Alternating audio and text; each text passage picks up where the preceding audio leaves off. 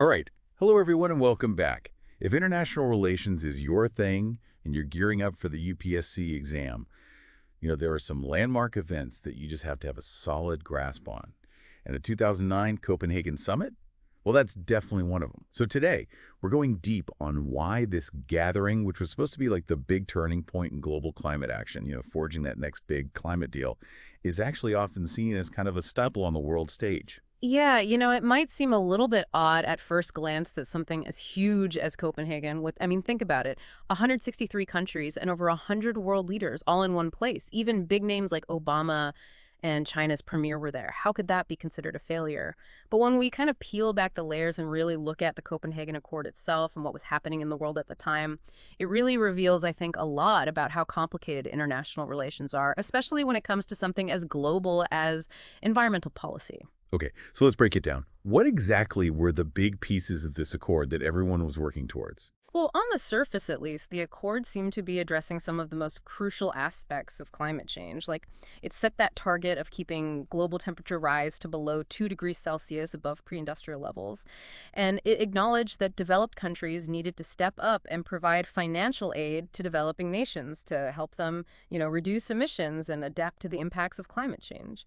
They even put some numbers to it, $30 billion by 2012, ramping up to $100 billion every year by 2020. Okay, so setting temperature targets and pledging financial support. It sounds like they were at least moving things in the right direction, right? Well, the intentions might have seemed pretty promising, but the Accord had this pretty major flaw. It didn't actually make any of those emission cuts legally binding. So basically, countries could promise whatever they wanted, but there weren't any real consequences if they didn't deliver. Ah, so a classic case of all talk and no action. Seems like a pretty big weakness, especially for something that's meant to tackle a global crisis like climate change. Why on earth would they structure it that way? Well, that's where things get interesting. We got to think about the context, what was going on in the world back then. Remember, this is 2009 we're talking about, right after that massive global recession.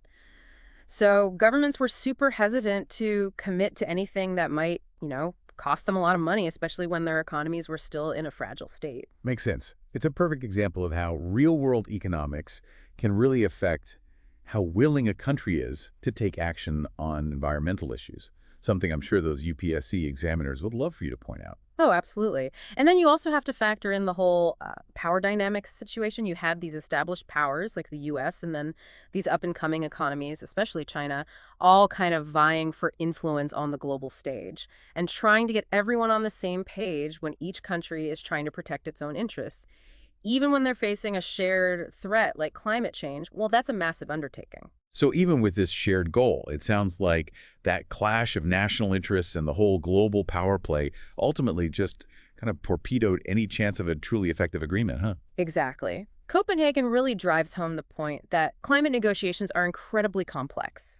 It's not just about having the science on your side or even having good intentions. It's about navigating this web of political and economic factors that can sometimes really stall progress. Now, this brings up something I've been thinking about. The U.S. was very present at Copenhagen, really pushing for commitments, but they weren't even part of the Kyoto Protocol, which was like the previous big international agreement on climate change. What was going on there?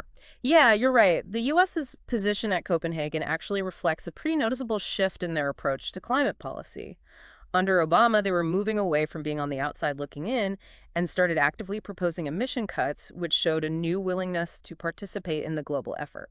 So could we see Copenhagen, despite its shortcomings, as a sort of turning point for the U.S., a sign that they were finally ready to step up and take on a leadership role in addressing climate change on the world stage? That's a great question, and it's definitely worth considering. While the Accord itself might have been a letdown in many ways, it's possible that Copenhagen was a kind of catalyst.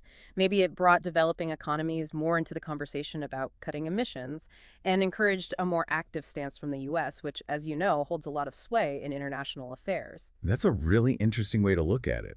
Sometimes the impact of something goes way beyond just the immediate results. It can plant seeds for future progress and even shifts in global power dynamics. Exactly. And that's a crucial insight for anyone studying international relations, especially if you're preparing for the UPSC exam. Sometimes understanding the long-term effects of events, even those that might seem like failures at first, can be more insightful than just focusing on the immediate outcomes. Okay, so we've established that the Copenhagen Accord, with its lack of binding commitments and all the influence of economic and political maneuvering, didn't quite live up to its initial promise. But this brings up another big question. If a big, ambitious agreement like this falters, how do we actually move forward in tackling climate change?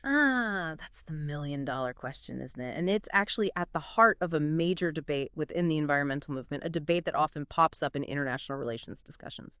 And it's definitely something you'll likely encounter when studying for the UPSC.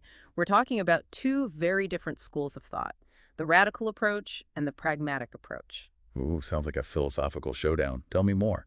What are the core arguments of those advocating for radical action? What makes their approach so different? Well, covered. For those who believe in radical action, the key word really is urgency. They're saying that delays, like we saw at Copenhagen, they make even the more moderate solutions ineffective. They're pointing to those projections, remember, showing temperature increases way beyond those safe limits we talked about in the Accord. So basically, they're saying incremental change just isn't going to cut it anymore. So they're basically saying we're past the point of making small tweaks, and we need to go for a much more drastic approach. Yeah. It's a pretty stark warning, especially when you think about what that means for the entire world. Exactly. And they're not afraid to challenge conventional wisdom either. Like they say, relying only on things like renewable energy or carbon trading or just hoping technology will fix everything well, they argue that that just won't be enough. Those approaches are too limited, they say, to really grapple with how big and complex the climate crisis actually is. So it's not about just making adjustments here and there. It's about a fundamental shift in how we function as a global society. What kinds of changes are these radical thinkers proposing? Well, they're calling for a complete restructuring of our economies, basically moving away from our current obsession with growth and toward a more sustainable post-material society. And that term post-material society might need a bit more explanation, especially if you're not familiar with that line of thinking. It essentially imagines a world where our values prioritize things like well-being, ecological balance, and social justice over just material consumption and economic growth. Wow, that's a pretty radical proposition, challenging the very foundations of our current global systems. It really forces us to re-examine our values and priorities. But let's hear the other side. What do the pragmatists bring to the table? What's their take on tackling climate change? The pragmatists, well, they offer a different approach, one that might feel a bit more grounded in the realities of the world as it is right now. They might say that some of those fears about climate change are overblown, or that adapting to a changing climate is actually more realistic than trying to stop it altogether. So less about overhauling everything and more about finding practical ways to work within the existing systems and adapt to the changes that are already in motion. It sounds like a more cautious approach than the radical stance. Yeah, you could say that. Pragmatists tend to see potential in those market-driven solutions, things like putting a price on carbon and encouraging the development of green technologies. Basically, using economic tools to drive change and make the transition to more sustainable practices. So harnessing the power of the market to steer us towards a more sustainable future sounds like a more appealing approach for a lot of people, especially compared to those radical changes we talked about. Yeah. But can market mechanisms really solve a problem as huge and complex as climate change? That's the core of the debate. Pragmatists are usually more optimistic about human ingenuity and our ability to innovate.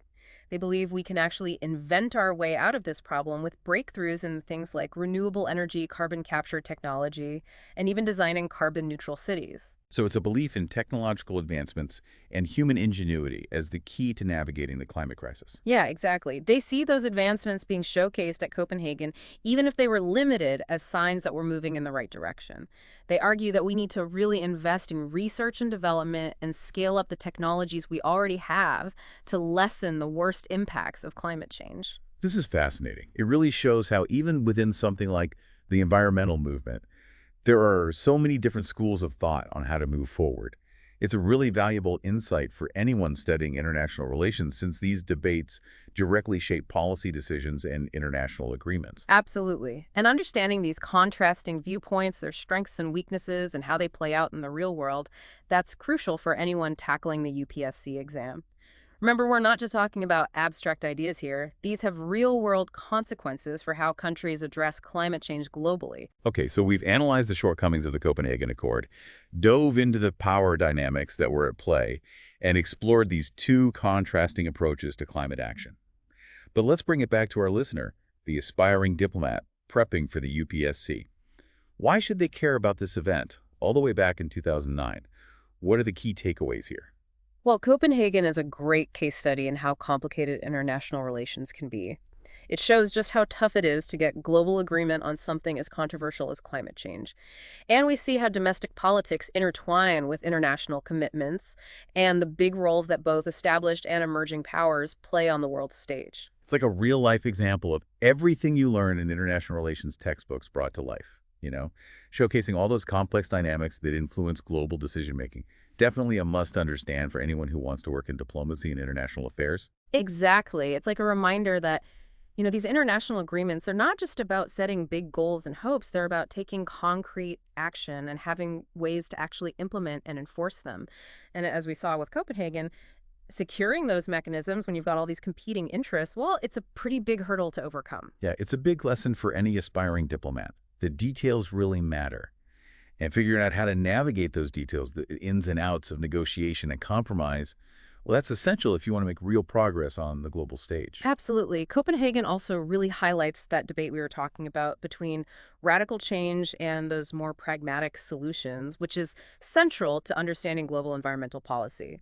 Being able to break down those contrasting viewpoints and look at their strengths and weaknesses and understand what they mean for international action, that's super important for anyone tackling the UPSC, especially if you're focusing on international relations. Yeah, it's like having a cheat sheet to the main arguments in that global climate debate, all wrapped up in this one event. Super valuable for anyone getting ready. International cooperation. You got it. And one last thing. Copenhagen really drives home the point that climate change isn't just an environmental issue. It's tied to economics, politics, global development, even social values. It's this multifaceted challenge that needs a nuanced understanding of how the world works and how all these systems are connected. So a perfect example of how interconnected global issues are something the UPSC loves to test you on. It's not just about knowing the science behind climate change. You need to grasp those political, economic, and social sides of it, too. Exactly. If you can really grasp all the complexities of the Copenhagen Summit, the successes, the failures, the competing interests, and the different approaches to action, you'll be much better prepared to handle a whole range of UPSC topics, from international negotiations and environmental policy to the shifting global landscape and the challenges of global governance. All right, future diplomats, we've covered a ton of ground today.